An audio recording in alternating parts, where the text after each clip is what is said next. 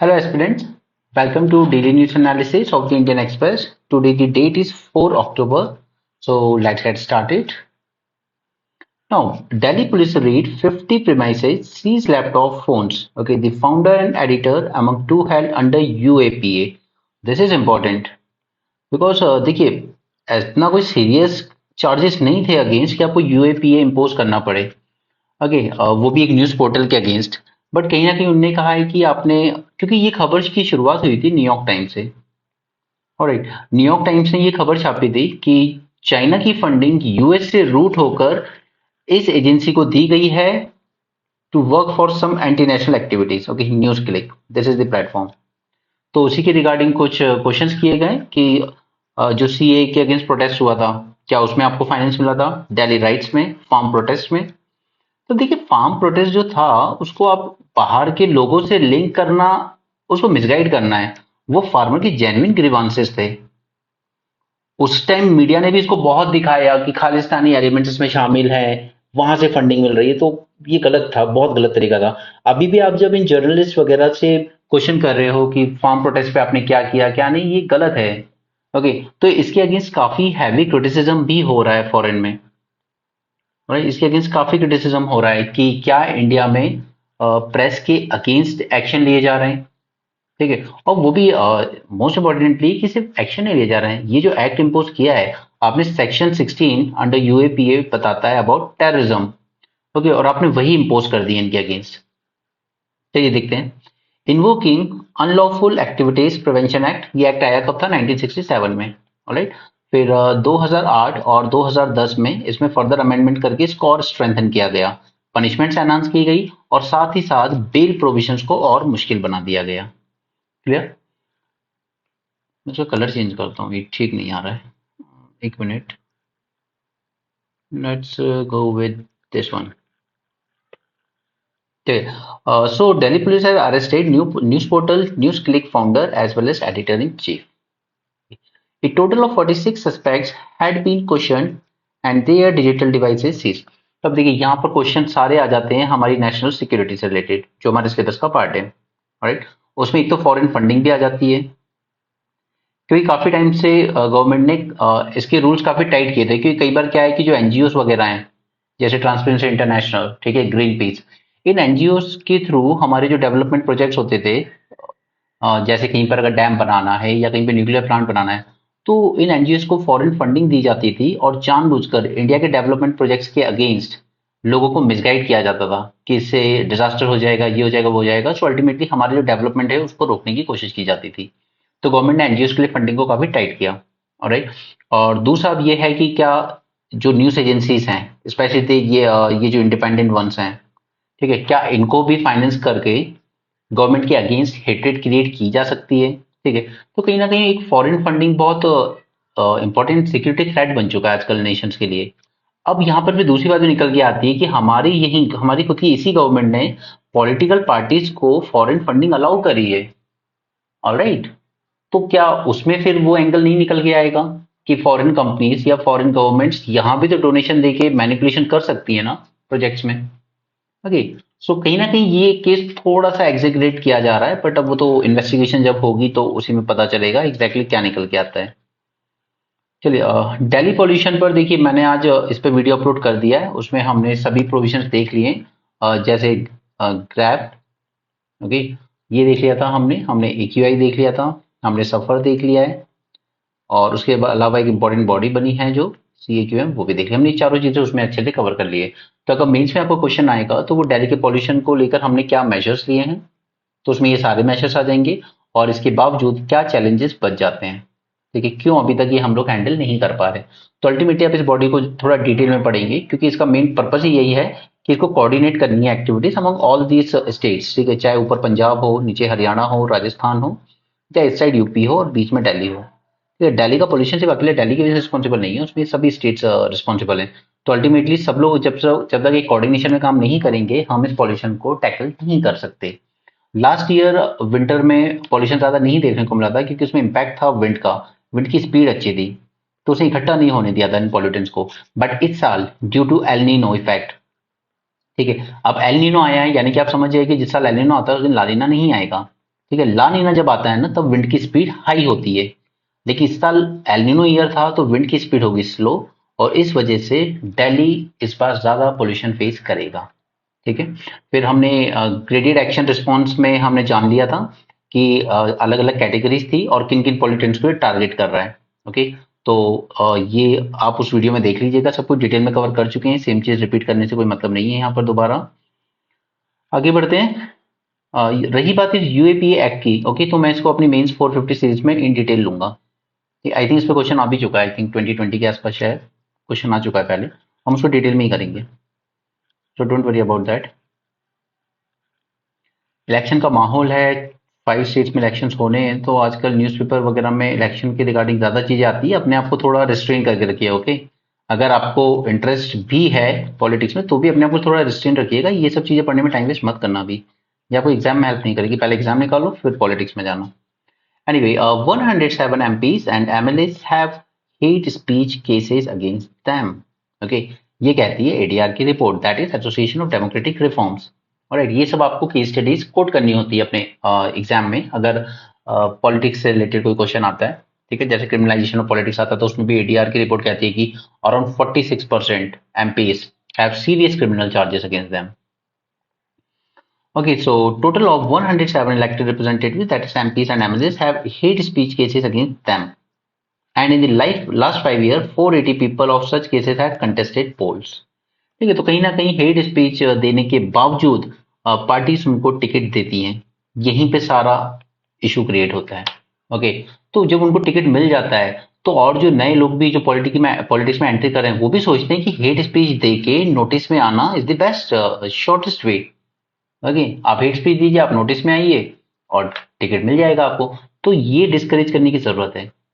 Political parties should have understanding कि अगर आप इस तरह के लोगों को टिकट दे रहे हो तो ये बहुत रॉन्ग प्रेसिडेंट सेट करता है, राइट। और अगर 33 टोटल एमपीज की बात करें तो 22 तो अकेले बीजेपी से आते हैं। ओके, तो एनीवे, तो ये सब डिस्करेज करने की जरूरत है। और हमारे यहाँ रिप्रेजेंटेशन ऑफ पीपल एक्ट में ये सब प्रोविजंस है, बट अल्टीमेटली वही बात है कि उतना स्ट्रिक्टली एनफोर्स नहीं होते हैं। और मॉडल कोड ऑफ कंडक्ट में भी ये सब बोला जाता है कि आप इस तरह की स्पीचेस नहीं देंगे। तो इसलिए आपको मेंस में कई बार क्वेश्चन पूछा जाता है, क्या मॉडल कोड ऑफ कंडक्ट को लीगल बैकिंग देने की जरूरत है, क्या इसे लीगल बनाना चाहिए? अभी तो वॉलंटरी है, इनफॉर्मल अरेंजमेंट है, बस आपस में लोगों ने सहमति बनाई है कि ऐसे कोड हम फॉलो करेंगे। बट उसको लीगल बैकिंग अगर दे देंगे तो फिर अगर उस वक्त आप कुछ गलत बोलते हो, आप ब्राइब देते हो लोगों को, वोटर्स को, ठीक है, या मशीन से छेड़छाड़ करते हो, तो आपको पनिश किया जा सकता है बाय इलेक्शन कमीशन। ओके, तो ये हम लोग जो हमारी 75 डेज की सीरीज चल रही है ना, उसमें हम लोग मॉडल कोड ऑफ कंडक्ट को जरूर डिस्कस करेंगे कि इसको लीगल बैगिंग देने के बेनिफिट्स क्या होंगे, क्या ऐसे हेट स्पीच में कोई कमी आएगी, और सेकेंडली कि इसके चैलेंजेस क्या होंगे। राइट, तो ये दोनों चीज हम लोग 75 डेज चैलेंज में डिस्कस करेंगे। ठीक है, not in means 450 but 75 days challenge. Anyway, आगे बढ़ते हैं। यहाँ पर government issues guidelines to prevent suicide among students. और सुसाइड पे इस बार मेंस में क्वेश्चन पूछा जा चुका है 2023 में आपको। यहाँ पर एलिफेंट डेथ देखिए जरा कितनी हुई है पिछले 8 साल में, 698। ठीक है, तो यहाँ पर एक चीज याद रखिएगा कि हम लोगों ने ना एक मिशन चलाया था कि 20 का, इनका हम लोग यूज कर रहे थे। ठीक है, ये आप कह सकते हैं कि ट्रेन और इनके कोलिजन रोकने के लिए, एलिफेंट के कोलिजन रोकने के लिए। तो ये एक तरीका था जिसे एलिफेंट को समझ में आ जाता था कि नहीं नहीं, अगर ये 20 इस तरफ से भाग रही है तो कहीं ना कहीं ट्रेन आ रही है। बाकी फिर क्या हुआ उस प्रोजेक्ट का, only they know. Now let's see here, पहले मैं आपको ये इसके बारे में कुछ दिखा देता हूँ। चलिए देखिए, अभी हम रेवेन्यू की बात कर रहे हो कि एक कैपिटल अकाउंट अलग होता है, ठीक है, उसकी उसकी बात नहीं कर रहे अभी, रेवेन्यू की बात कर रहे हैं। रेवेन्यू में दो चीजें होंगी, रिसिप्ट होगी, दूसरी तरफ एक्सपेंडिचर होंगी। रिसिप्ट में एक हो सकता है टैक्स रिसिप्ट, दूसरी हो सकती है नॉन टैक्स रिसिप्ट। और टैक्स में डायरेक्ट और इनडायरेक्ट। डायरेक्ट में क्या आ जाएगा हमारा, इनकम टैक्स, राइट, जो इंडिविजुअल पे करते हैं। दूसरा जाएगा कॉर्पोरेट टैक्स, जो कंपनीज पे करती हैं अपने प्रॉफिट में से, राइट। इनडायरेक्ट टैक्स सबसे बड़ा एग्जांपल जीएसटी। ठीक है, तो अच्छी बात ये रही है कि इस बार देखा गया है कि इनकम टैक्स में भी इंक्रीज हुआ है और कॉर्पोरेट टैक्स में भी इंक्रीज हुआ है, और जीएसटी में तो इंक्रीज चल ही रहा है लगातार। तो देखिए जीएसटी तो क्योंकि इनडायरेक्ट टैक्स है तो इसको कहीं ना कहीं हम लोग मानते हैं रिग्रेसिव। ओके, क्यों मानते हैं रिग्रेसिव? क्योंकि ये सब पे इक्वली अप्लाई होता है। लाइक सपोज कि आपकी इनकम 1,000 रुपए पर डे है, ओके, और किसी रिच आदमी की इनकम 1 लाख पर डे है। ओके, आप लोगों ने कोई आइटम खरीदा मार्केट से, उस पे सपोज 28% जीएसटी लगा। ओके, तो आपकी 1,000 रुपए में से आपकी इनकम कितनी चली गई? 280 रुपए चले गए ना, राइट? लेकिन सपोज उस प्रोडक्ट उसकी जो भी प्राइस थी, सॉरी नॉट 280 रुपए, जीएसटी उस प्रोडक्ट पे जितना भी था, ओके, सपोज वो प्रोडक्ट था 100 रुपीज का, और उस पर 28% जीएसटी लगा, तो आपकी जेब से 28 रुपीज चले गए। ठीक है, बट 1,000 में से आपके 28 गए, उसके 1 लाख में से 28 रुपीज जाएंगे जब वो सेम आइटम खरीदेगा, तो उसकी इनकम का हार्डली 0.0 समथिंग परसेंट गया है। ठीक है, बट आपकी इनकम का ज्यादा गया है, इसलिए इसको रिग्रेसिव मानते हैं कि अमीर हो या गरीब हो ये सब पे इक्वली अप्लाई होता है। तो जिसकी इनकम कम है उस पर बर्डन ज्यादा पड़ता है, रादर देन जिसकी इनकम ज्यादा है उसको बहुत कम बर्डन पड़ता है। इसे इनडायरेक्ट टैक्सेस को हम रिग्रेसिव मानते हैं। तो हम इससे ये नहीं पता लगा सकते कि हमारी इकोनॉमी अच्छी ग्रो कर रही है, बेटर ग्रो कर रही है। ठीक है, लेकिन जब डायरेक्ट टैक्स बढ़ता है, ठीक है, डायरेक्ट टैक्स यानी कि लोगों की कहीं ना कहीं इनकम बढ़ रही होगी तभी तो वो इनकम टैक्स पे कर रहे हैं ना। राइट, तो ये एक बेटर पिक्चर देता है हमें। जब कॉर्पोरेट टैक्स बढ़ रहा है यानी कि कहीं ना कहीं हमारी जो कॉर्पोरेट्स हैं, जो कंपनीज हैं, ये प्रॉफिट में चल रही हैं, ये अच्छा प्रॉफिट जनरेट कर रही हैं। तो डायरेक्ट टैक्स इसको इसको हमेशा बेटर माना जाता है। ठीक है, और इसके स्लैब्स भी होते हैं, आपको पता है। जैसे किसी की इनकम अगर सपोज 10 लाख से ऊपर है तो उस पर आपका टैक्स लग जाता है 30%। ठीक है, किसी की इनकम अगर 3 लाख है तो उस पर जीरो टैक्स होता है। ठीक है, तो इसको प्रोग्रेसिव टैक्स माना जाता है, डायरेक्ट टैक्स को प्रोग्रेसिव टैक्स मानते हैं हम लोग। ठीक है, ये अमीरों पे ज्यादा लगेगा, गरीबों पे कम लगेगा। बट इनडायरेक्ट टैक्स या लाइक जीएसटी वो रिग्रेसिव है, क्योंकि अमीर हो गरीब हो सब पे बराबर लगता है। तो जैसे कम इनकम है वो बेचारा लॉस में जाता है। राइट, तो अब ये जो डेटा निकल के आया है उसमें हमारे कॉर्पोरेट टैक्स में भी ग्रोथ देखने को मिली है और इनडायरेक्ट इनकम टैक्स में भी। तो कहीं ना कहीं ये दिखाता है कि हमारी इकोनॉमी थोड़ी अच्छी तरीके से आगे बढ़ रही है। Clear, this is an indicator. दूसरा जीएसटी, इसमें भी काफी इंप्रूवमेंट देखने को मिला है। मतलब ये दिखाता है कहीं ना कहीं आपके मार्केट में डिमांड है, लोग खरीदारी कर रहे हैं। ऑलराइट, उसी तरीके से नॉन टैक्स क्या होते हैं ये भी देख लेते हैं। तो सपोज आप लोग जो योजना कुरुक्षेत्र खरीदते हो, ठीक है, सरकार की तरफ से पब्लिश होती है, तो वो आपको कुछ ना कुछ गुड्स या कुछ ना कुछ सर्विसेज ही सेल कर रही है। तो इस पे जो ये बेचकर जो पैसा आता है that is come under non tax revenue.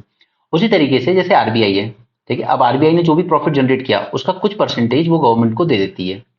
ठीक है, उसी तरीके से एलआईसी है, ठीक है, वो उसमें भी गवर्नमेंट शेयर होल्डर है, तो उसमें भी कुछ परसेंटेज अपने प्रॉफिट का गवर्नमेंट को देना पड़ता है, तो वो कहलाता है डिविडेंड एंड प्रॉफिट। ठीक है, उसी तरीके से आपका डिसइन्वेस्टमेंट आ जाता है। डिसइन्वेस्टमेंट क्या होता है कि गवर्नमेंट अगर अपनी कोई प्राइवेट कंपनी है उसकी शेयर्स बेच रही है, ठीक है, यानी कि किसी, जैसे कि स्टील प्लांट है अभी आपका छत्तीसगढ़ में, जिसको लेकर वहां के सीएम एग्रेसिव है थोड़े, ठीक है, उसको गवर्नमेंट सेल आउट कर रही है, तो उससे जो पैसा आएगा उसको हम कहते हैं डिसइन्वेस्टमेंट। राइट, यहाँ पर इंटरेस्ट यानी कि गवर्नमेंट ने लोन दिया होगा किसी को, सपोज स्टेट गवर्नमेंट्स को दिया हो या छोटी कंट्रीज को दिया हो, नेपाल, भूटान, बांग्लादेश को, तो उस पे जो इंटरेस्ट आएगा, ठीक है, वो लोन रिटर्न वाली बात नहीं कर रहा हूं मैं, उस लोन पे इंडिया जो इंटरेस्ट अर्न करेगा वो भी उसकी नॉन टैक्स रेवेन्यू इनकम होगी। राइट, और फाइनली ग्रांट से सेव, जैसे कई बार कोई बड़ी कंट्री होती है यूएसए, वो इंडिया को ग्रांट दे देती है कि चलिए दे दिया हमने आपको, रखो। ठीक है, उसी तरीके से कोई इंटरनेशनल बॉडी होती है, जैसे सपोज डब्ल्यूएचओ है, उसने दे दिया कि आपके यहाँ कोई बीमारी ज्यादा है, बच्चों में मैन्यूट्रिशन है, तो ये ग्रांट हमारी तरफ से, आप इस पे वर्क कीजिए। ऑलराइट, रही बात एक्सपेंडिचर की, तो इंटरेस्ट पेड, अब हमारे देश पर जो कर्जा है ऑलमोस्ट 154 लाख करोड़, ठीक है, तो जो कर्जा है उस पर हर साल हम लोग को इंटरेस्ट देना भी होता है जहां से भी हमने लिया है। ओके, तो एक तो ये एक्सपेंडिचर हो गया जो कि आपको देना ही पड़ता है, उसको हम कम कर भी नहीं सकते चाहते हुए भी। सब्सिडीज, सब्सिडीज लगभग हमें सब पे से हटा दिए गवर्नमेंट ने except on food and fertiliser. ठीक है, पहले पेट्रोलियम डीजल पे दी जाती थी, हटा दी, कैरोसिन पे दी जाती थी, रिमूव। ओके, गैस सिलेंडर पे दी जाती थी, रिमूव। राइट, उसी तरीके से सैलरी एंड पेंशन, तो अभी आपको पता है कि दिल्ली में काफी लाखों लोग बैठे हुए हैं कि हमें ओल्ड पेंशन स्कीम में ही वापस जाना है। तो ये पेंशन का खर्चा कम करने के लिए ही अटल जी की गवर्नमेंट ने ओल्ड पेंशन स्कीम से न्यू पेंशन स्कीम की तरफ शिफ्ट किया था। अब लोग डिमांड कर रहे हैं और दूसरी पॉलिटिकल पार्टीज भी कह रही हैं कि नहीं, वापस ओल्ड पेंशन की तरफ ही आएंगे, तो इससे तो पेंशन का खर्चा और बढ़ जाएगा। सैलरीज, अब आपको ब्यूरोक्रेसी मेंटेन करनी है पूरी, तो सैलरी भी देनी पड़ेगी, तो वो भी एक रेवेन्यू एक्सपेंडिचर है आपका। रेवेन्यू का यहाँ पे मतलब यही होता है कि या these are recurring in nature, ये बार बार होना है, आपको सैलरी बार बार देनी है हर महीने, पेंशन उनको हर महीने देनी है। ओके, ग्रांट्स वगैरह वही नेपाल, भूटान, बांग्लादेश वगैरह को हम लोग दे देते हैं कभी कभी कि चलिए आप ये पैसा रखिए बिना ब्याज के, ठीक है, जस्ट ग्रांट ले लो और भूल जाओ। तो चलिए, मुझे आपको मेनली बताना था कि ये इंडिकेटर्स जो हैं ये हमारी इकोनॉमी की एक स्टेट बताते हैं कि आपकी इकोनॉमी किस तरीके से आगे बढ़ रही है। ऑलराइट, तो काफी हेल्थी डायरेक्ट टैक्स रेवेन्यू देखने को मिले। डायरेक्ट टैक्स ग्रो हुआ है ऑलमोस्ट बाय 26%। इनडायरेक्ट टैक्स ने थोड़े से सबड्यू रह गए हैं। मतलब ग्रो तो हुआ है लेकिन कंपैरेटिवली डायरेक्ट टैक्स के कंपैरिजन में थोड़ा कम ग्रोथ हुई है। ऑलराइट, तो इनकम टैक्स की ग्रोथ हुई है आपकी ऑलमोस्ट 35% और कॉर्पोरेट टैक्स भी अच्छा खासा बढ़ा है। ओवरऑल दोनों को मिला के अगर हम कहें कि जो हमारे डायरेक्ट टैक्सेस हैं, that is income tax and corporate tax, उनकी ग्रोथ रही है ऑलमोस्ट 15%। नंबर्स इंपॉर्टेंट नहीं है, ठीक है, इनकी ग्रोथ हमें क्या दिखाती है वो समझना इंपॉर्टेंट है। उसी तरह इनडायरेक्ट टैक्स में जीएसटी कलेक्शन बढ़ के आपका 1.62 लाख करोड़ हुआ है, ठीक है।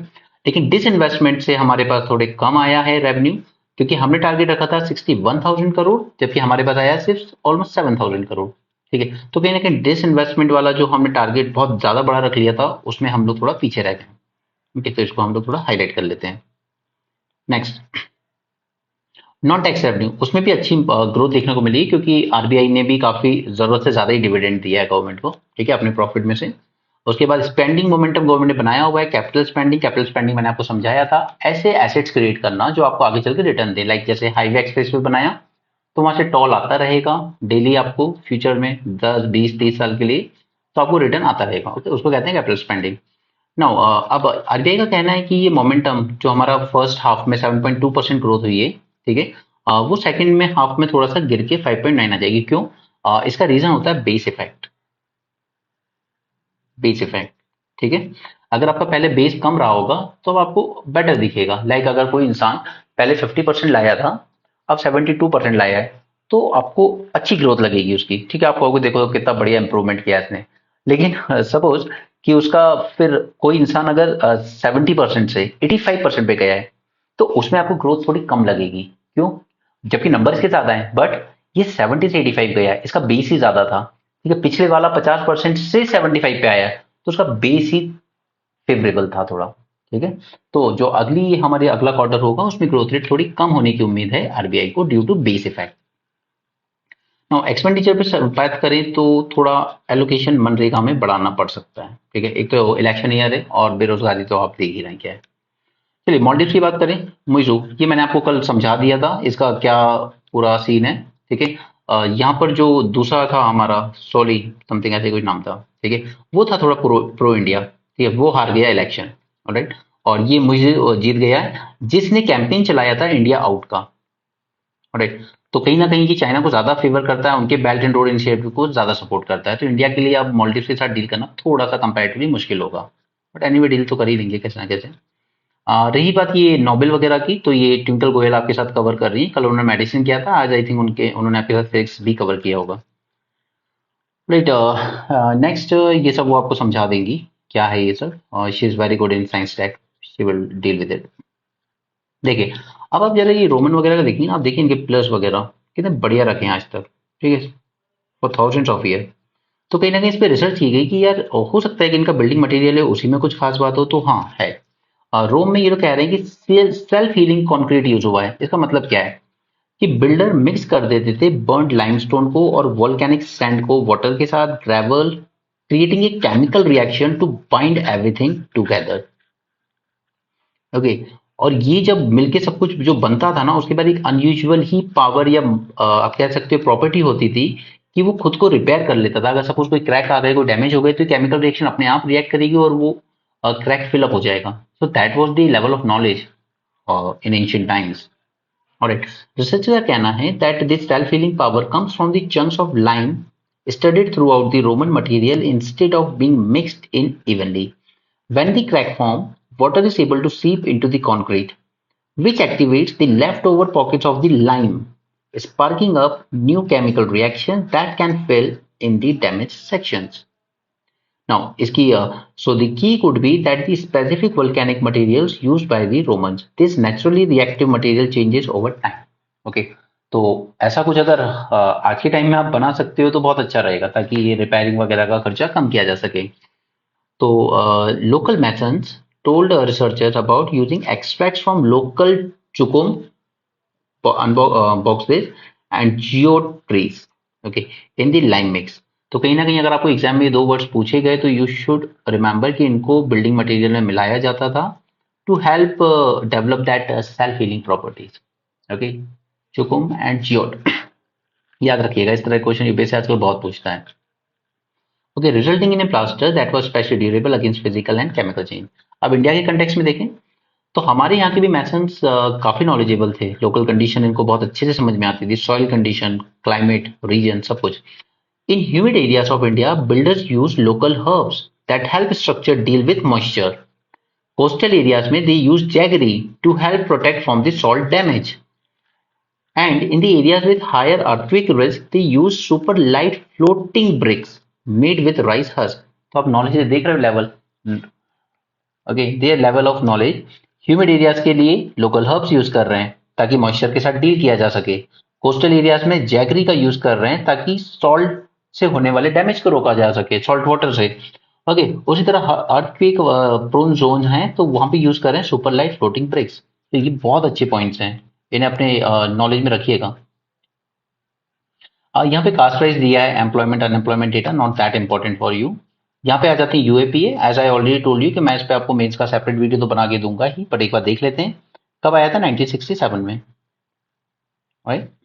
एलिगेशन क्या लगे हैं न्यूज क्लिक पोर्टल पर? It received illegal funding from China routed through United States. FIR has been registered under various sections of the UAPA. आपके लिए इंपॉर्टेंट है सेक्शन 16 याद रखना. It prescribe punishment for terrorist act.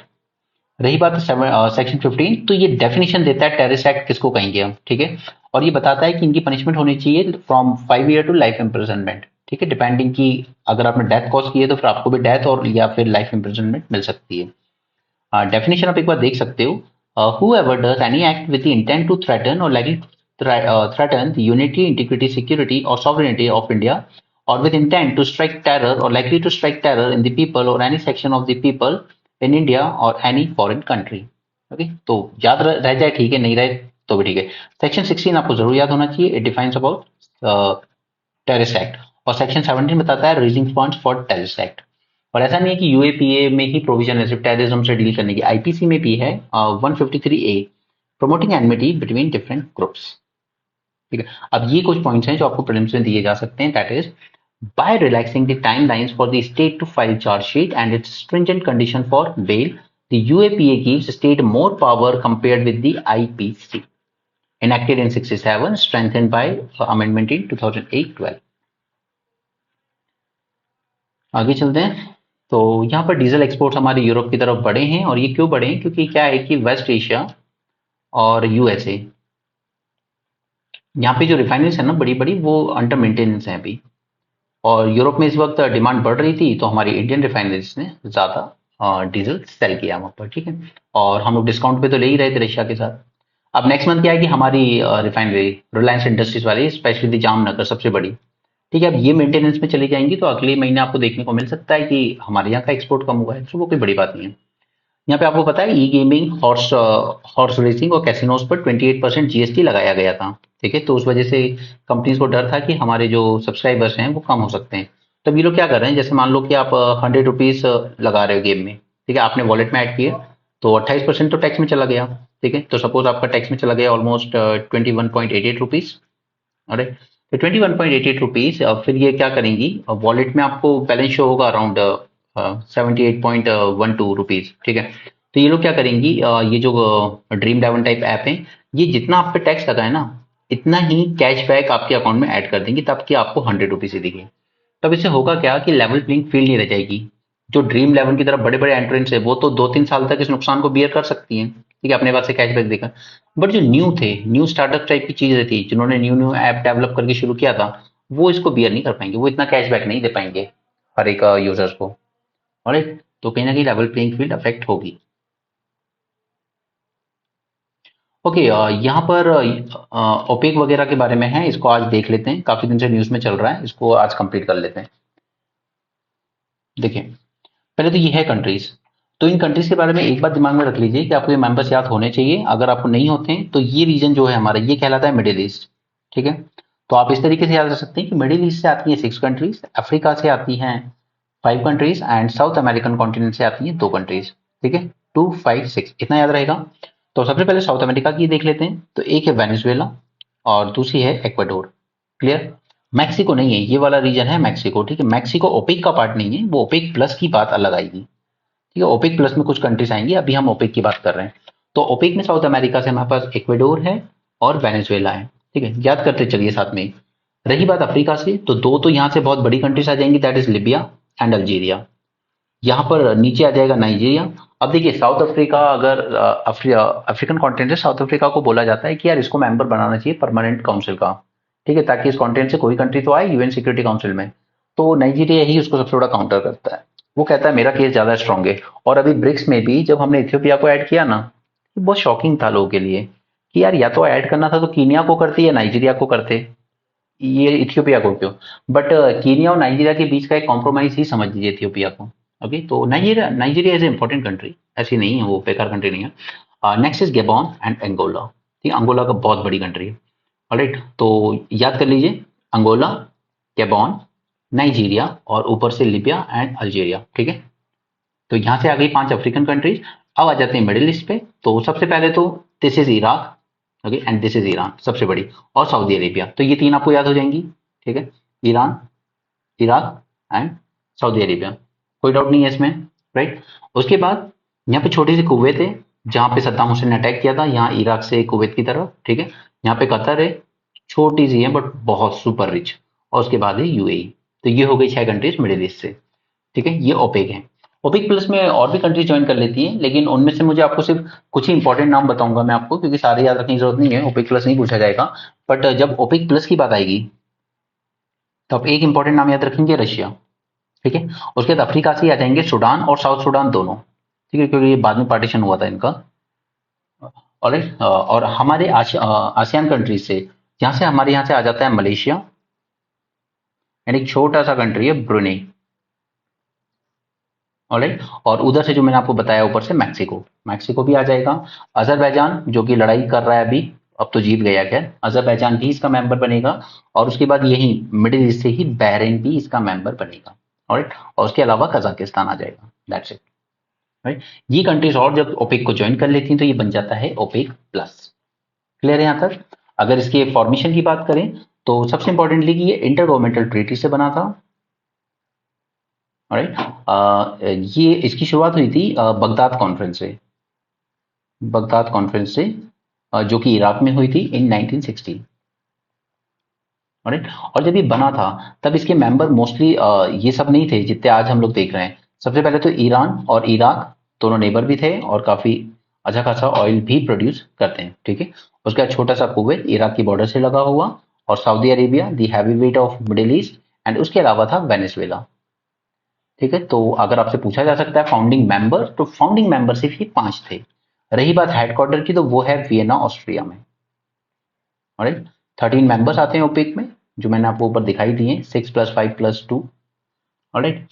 इसके अलावा इनका गोल क्या था कि हमें अवॉइड करने हैं फ्लक्चुएशंस, कि कभी बहुत ज्यादा बढ़ जाता है प्राइस और कभी बहुत कम हो जाता है। तो अब जैसे अगर प्राइस फॉल कर रहे हैं, ठीक है, प्राइस फॉल कर रहे हैं इंटरनेशनल मार्केट में, तो इन कंट्रीज को नुकसान होगा। तो अब ये क्या करेंगी, कट करेंगे, ठीक है, कि ऑयल के प्रोडक्शन को कट कर दो। और यही कर रहे हैं ये लोग इस वक्त, इसलिए ये न्यूज में बना हुआ है इतना, ऑलराइट। और अगर बात करें कि अगर मेंबर बनना है इसका, तो मेंबरशिप बनने का ऐसा कोई हार्ड एंड फास्ट क्राइटेरिया नहीं है। दी ओनली क्राइटेरिया इज कि you should be a big exporter of oil, alright, that's it. काफी इतना जानना। तो आई होप आपको सेशन अच्छा लगा हो। और बाकी आप ट्विंकल गोयल के साथ द हिंदू डिस्कशन तो देख ही रहे हैं, आपको वो भी अच्छा पसंद आ रहा है, जैसा कि मैंने तब रिस्पॉन्स देखा है कमेंट सेक्शन में। And next is 450 plus series and plus 75 days challenge. इन दोनों को अच्छे से फॉलो करते रहिए। We can assure you we are providing you the best quality, and it will immensely helpful to you in your means 2024. All right. So if you like this session, do give your valuable comment, and thank you. Thanks for joining this session. Keep learning.